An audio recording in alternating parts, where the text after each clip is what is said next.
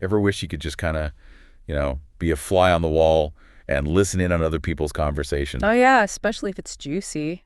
Well, that's exactly what we're doing in today's deep dive. We're taking a closer look at a particularly thought-provoking episode of the podcast, Heartfelt Conversations. Interesting. Picture this, right? Like, you're at a cozy cafe, sipping your latte, and there's this couple, Jake and Emma, having what seems like their final conversation. Okay, so like a breakup scene.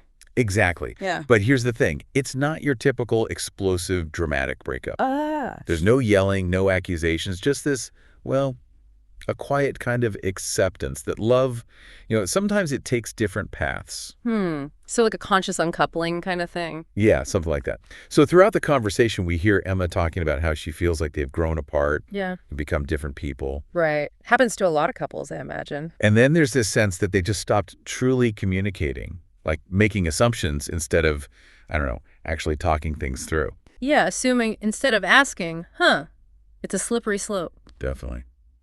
There's this one part that really stood out to me where Emma mentions how, they started choosing silence over, actually addressing the problems. Avoiding the hard stuff. And it makes you wonder, at what point does, a rough patch become something much bigger? Yeah, how do you know when it's like a fundamental difference, not just a bump in the road? Exactly. And Jake, he seems to think they could have worked through it. He even says every couple goes through rough patches, right?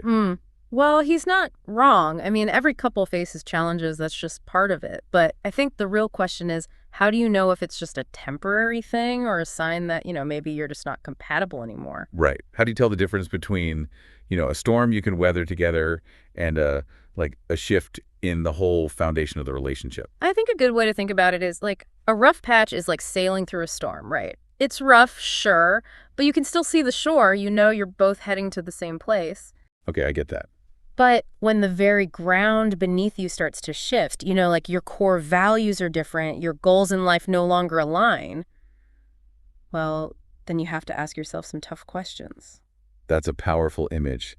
And it kind of leads us to this really poignant moment where Emma says, sometimes love isn't enough. Whoa. Yeah. Heavy stuff. I mean, that really makes you think. Can you unpack that a little? Of course. You see, love, it's essential, don't get me wrong, but it's not like a magic solution to every problem. It's like building a house, right? Right. Love might be the foundation, sure, but you still need walls, a roof, plumbing, all that. Those are the things like compatibility, shared values, good communication. And if those things are missing or get damaged, well, even the strongest foundation can crumble. Wow, that's such a clear analogy. Yeah. And it kind of makes you appreciate the way Jake and Emma handle their breakup. You know what I mean? Yeah. It's mature, respectful, almost peaceful. Absolutely. They're acknowledging that their relationship had value, even if it's ending.